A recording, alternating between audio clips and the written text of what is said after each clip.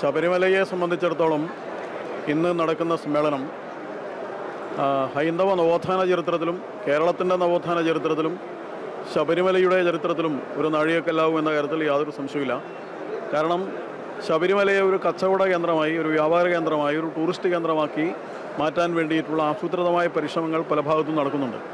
അവിടെയുള്ളത് ആത്മീയതല്ല, മതാതീത ആത്മീയതയാണ് എന്ന് വരുത്തി തീർക്കാൻ വേണ്ടി പുതിയൊരു നരേറ്റീവ് സൃഷ്ടിക്കാൻ വേണ്ടിയിട്ട് ഒരു ശ്രമം കമ്മ്യൂണിസ്റ്റുകാരുടെ നേതൃത്വത്തിൽ ആരംഭിച്ചിട്ടുണ്ട്.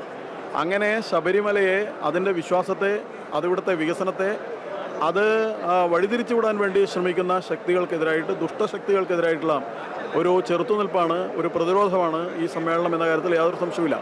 രണ്ടാമതൊരു കാര്യം കൂടി, ഇപ്പോൾ പുറത്തു വരുന്ന വാർത്തകളനുസരിച്ച് ശബരിമലയിൽ വിശ്വാസപൂർവ്വം ഭക്തന്മാർ നിക്ഷേപിക്കുന്ന നാണയത്തുട്ടുകൾ, അവിടെ സമർപ്പിക്കുന്ന അവരുടെ പ്രാർത്ഥനാപൂർവ്വം സമർപ്പിക്കുന്ന സർവ്വതും പിടിച്ചുപറിച്ച് കൊള്ളയടിച്ച് കൊണ്ടുപോകാൻ വേണ്ടിയുള്ള ശ്രമം നടത്തുകയാണ്. കോടതി തന്നെ കയ്യോടെ അത് പിടിച്ചു കഴിഞ്ഞു. നിരവധി ഇത്തരം കാര്യങ്ങൾ നടക്കുന്നുണ്ട്. അതിനെതിരെ ഭക്തന്മാരുടെ ജാഗ്രത വളരെ പ്രധാനപ്പെട്ടതാണ്. അങ്ങനെ ഹൈന്ദവ സമൂഹത്തിൻ്റെ, വിശ്വാസി സമൂഹത്തിൻ്റെ ജാഗ്രത ഊട്ടിയുറപ്പിക്കാൻ വേണ്ടി കൂടിയാണ് ഈ സമ്മേളനം നടക്കുന്നത്.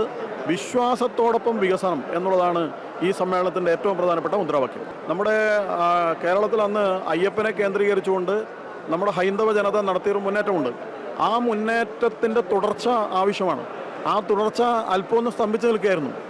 ഭാഗ്യത്തിന് അത് പിണറായി വിജയൻ തന്നെ, ഈ സർക്കാർ തന്നെ, ദേവസ്വം ബോർഡ് തന്നെ ആ തുടർച്ചക്കുള്ള വഴിച്ചാൽ കീറി തന്നിരിക്കുന്നു എന്നേ പറയാനുള്ളൂ. അയ്യപ്പൻ്റെ അനുഗ്രഹം വലിച്ചിഴച്ച് പ്രലോഭിപ്പിച്ച് നിർബന്ധിച്ച് കൊണ്ടുവന്ന ആളുകളാണ്, ഉദ്യോഗസ്ഥന്മാരാണ് അവിടെ ഉണ്ടായിരുന്നതിൽ ബഹുഭൂരിപക്ഷം.